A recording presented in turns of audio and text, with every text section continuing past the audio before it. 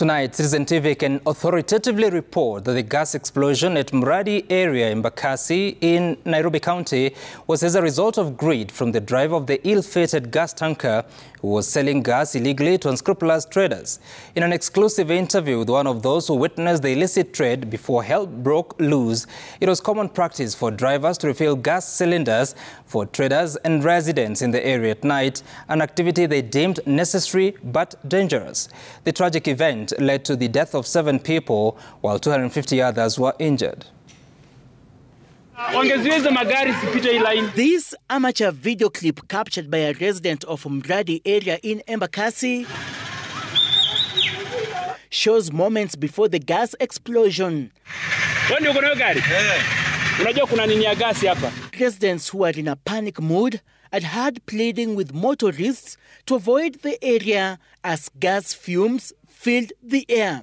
A few minutes later, an explosion is heard and fire moves from one house to the other as firefighters fought hard to contain it. In its trail, leaving behind destruction, death and injuries. 7 people have so far succumbed to the injuries and more than 250 others left nursing injuries. But just how did this happen in a site where EPRA officials had demolished twice and denied the owner license to operate a gas plant last year?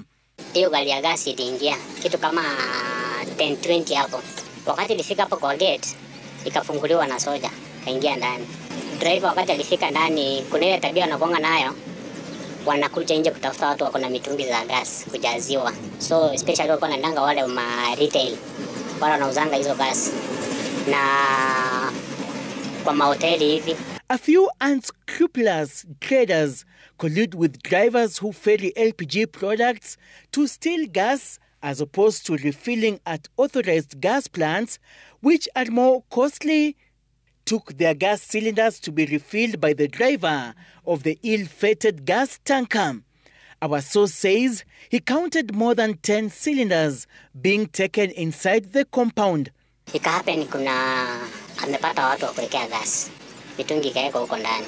Akaanza kujaza. But mimi sikuwa hapo juu already ni lakini nimeona movement venye inaendelea hapo. However, 10 minutes later, residents realized that something was amiss. Kutoka nje nikapata hiyo gas sasa imesambaa kila mahali. Ukitoka nje hivi ukichunguza unaona kama ni hiyo mist ya nini itembea hiyo gas venye na move kama wingu nje. Kitu ya kwanza niliambia watu ni tutoke tuende tukienda mbali kabisa. The driver of the tanker is reported to have difficulties in closing the valves which he had opened to refill the cylinders. He decided to leave the premises once the gas started leaking. Huyo driver wakati alitoa hiyo gas ni kama alishindwa kulock hiyo tanka. Akitoka kwa kampuni ndani mimi nilimuona. Akitoka nje na alikuwa na breed hiyo damu. Akiambia watu kitu nimejaribu kwa uwezo wangu imenishinda na naona itakuwa disaster hapa. Hiyo venye aliongea hivyo. Alifanya nini? Ndiye alienda. Our source identified the driver as Robert Gitau Muridhi, who was a resident in the area and whom detectives are pursuing.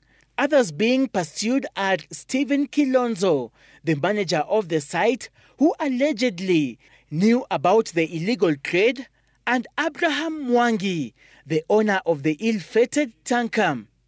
Hata kuna wakati kuna paki hizo gari kwa barabara unasikia harufu ya gas sana. Watu kwa tunaleta shida tunamwambia songesheni hizo magari huko chini hatutaki mtuchome. Mosi alikuwa anamwambia msituletee mambo ya Sachangwani hapa. Ndio alienda kuripoti. But huwa tulikuwa tunaambianga hao watu madriver nini niambie kitu leo kutuchoma hapa wakati mmoja.